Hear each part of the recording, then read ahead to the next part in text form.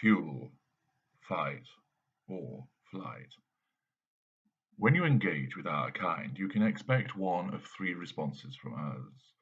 Whether you are a primary source, secondary source, or tertiary source, the way you interact with us will generate one of three reactions from us. This is because those responses are designed, engineered, and geared around providing for our needs or preserving our position. There are, as you will read, subdivisions within those reactions. But there are three broad responses which are applicable to every kind of involvement you have with our kind. Various factors influence which outcome it will be, but it will be one of these three. First of all, fuel. This is the most common interaction between us. If you greet me warmly with a smile and your tone is welcoming, you are providing me with positive fuel. A waitress smiles as she passes me my drink. That is positive fuel. If a colleague congratulates me on a success with a particular client, then that is positive fuel. Applause from assembled colleagues provides yet more positive fuel. The way you speak, what you say, how you express yourself, the look in your eyes, your facial expression, and what you do all amount to fuel. Whether you are a remote stranger interacting with me through the internet, a proximate stranger in a bar who I've started talking to, a long-standing inner circle friend, a family member, or my girlfriend, all of you are appliances, and your positive interactions, praise, love, admiration, joy, happiness, congratulation, adoration, caring, are all forms of positive fuel. You readily provide them, and we regularly act in various ways, some subtle and others not, that provoke you to give us this positive fuel. There is also negative fuel. Thus, if I insult a stranger and he tells me angrily to go boil my head, then that is negative fuel. I may just lap that up from him as I stroll down the road, edified by this dollop of fuel.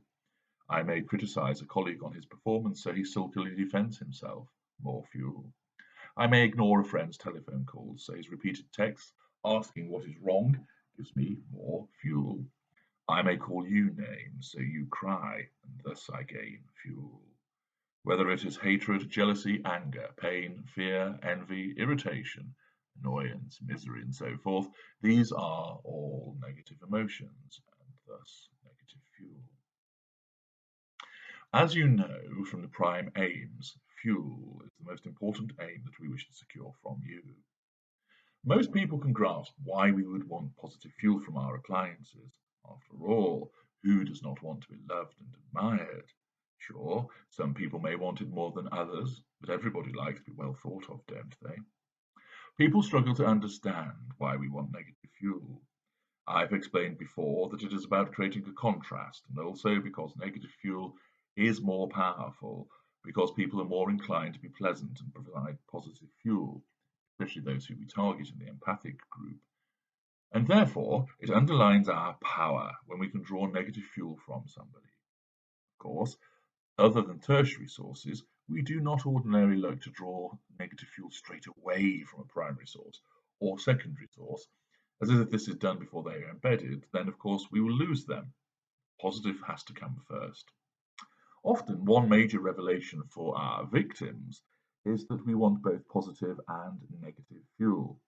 They understand why we would want to be admired, adored, and loved, but why would we want to be insulted, have somebody angry with us, somebody attacking us in a petulant manner? We do because it's negative fuel. But this leads to the second category concerning our reactions. Fight. This is where there is a subdivision when we decide that we are going to fight. Fight, challenge. Where we decide to engage you and in effect fight you, this is because you have challenged us. There are two crucial components behind this decision. Firstly, fuel provision, and secondly, exerting control. Let us take, for example, that you react angrily to the fact that we have walked in at midnight smelling of drink, when we had promised to take you out at 8 p.m. Your angry response is negative fuel, and thus is fuel provision. Although you may be calling us names, and thus an ordinary bystander would regard this as criticism, it is not wounding criticism, because the name calling and the savage words are wrapped up in fuel. We might just accept this negative fuel, push past you, and head for bed.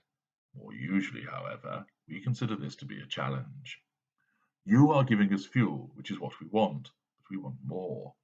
We can readily tell there is more to be obtained, and therefore we know that if we argue back, unleash our manipulations, and so forth, we can provoke you to give us more fuel. This is an instinctive response on our part. Thus, we are maximizing the fuel provision. Secondly, although we are not wounded because your critical comments are bound up in fuel, you are still challenging us, and this cannot be allowed. We must have the upper hand, we must be in control. Therefore, we see this as an opportunity to not only gain more fuel from you, but to exert control over you. Thus, we strike back. Accordingly, if, having read my work, you wonder why on earth we respond in such a fashion that looks like our fury has been ignited, but you know it could not be because your comments are fuel, the reason we fight back and argue, lash out, etc., is because this is a way of gaining more fuel and also exerting control. Fight fury. The other subdivision of the fight category is where you have ignited our fury and we decide to unleash fury against you. If you have wounded us through criticism, which is fuel-free, this will usually, unless control can be exerted, cause the ignition of our churning fury. Your criticism might come from words, but more usually it is from actions which wound us in some way. This wound has to be addressed, and the usual way is for the ignition of fury. Fury, when ignited, is either heated, shouting, physical assault, sexual violence, breaking things, name-calling, issuing threats, or cold fury, sulking, silent treatments, cold shouldering, glaring. In either instance, the heated fury or cold fury is an instinctive fight response to what you have done, namely, you have wounded us. This response is designed to draw fuel from you, which heals the wound, and also to exert control over you again by stopping your criticism of us and forcing you to give us fuel instead. Thus, it is similar to the subdivision I've just described, but it is different because it is caused by wounding rather than the instinctive knowledge that more fuel can be obtained and control exerted through a fight challenge. Flight. The third category is one whereby we withdraw. This is not a silent treatment, although this may follow. Instead, it occurs in situations where we have been exposed to ourselves, to others, or criticized so that we are wounded. We may well have had our fury ignited, but it has failed to draw fuel, and instead you keep wounding us. In such circumstances, we have no choice but to disengage, withdraw, and seek fuel elsewhere to heal the wound, thus avoiding your failure to give us fuel and also avoiding your repeated wounding of us. Accordingly, when you deal with us, you either 1. Give us fuel, 2a. Give us fuel but we fight back to gain more fuel and exert control, or 2b. Our fury is ignited, we fight back to gain fuel and exert control. 3. We withdraw, which is flight. By way of example, suppose a tertiary source bumps into us on the street and immediately apologizes. That is fuel. We may accept the fuel and that is the end of the interaction. We may decide that this person should be taught a lesson, and we can get more fuel from them, so we fight back and call them an arsehole for not looking where they are going. This annoys them because they apologize to us. They respond angrily and thus give us more fuel. We keep arguing with them in order to keep provoking them and gaining more fuel. If a person bumped into us and did not apologize, we would regard this as a criticism. This would mildly wound us, and therefore there is a risk of our fury igniting. If it does ignite, and of course this is subject to the control threshold of the relevant narcissist, then we lash out at them, telling them they're a sleepwalking turd, in order to cause them to give us fuel, either by being upset at our tirade, or to apologize, or for them to argue back at us because we have insulted them. We gain fuel, and this is drawn until the wound heals. By way of a further example, the intimate partner primary source tells us how wonderful we are. This is positive fuel, which we readily accept. If the intimate partner primary source accuses us of having an affair, and if they do so in an upset manner, we gain fuel. We will, however, most likely see this as a challenge. There is more fuel to be gained here, and they are telling us what we can and cannot do, thus offending our sense of entitlement. So we need to assert control. We will insult them, telling them that it is no wonder we speak to other women because the IPPS is frigid. This causes further upset, generates more fuel, and allows us to exert our control. If the IPPS fails to give us our birthday present early enough on our birthday, we feel criticised. Our fury ignites and we lash out through cold fury or heated fury to gain fuel from the IPPS for the purposes of healing our wound. And at the same time, this also ensures that we demonstrate who is in charge, and thus we exert control.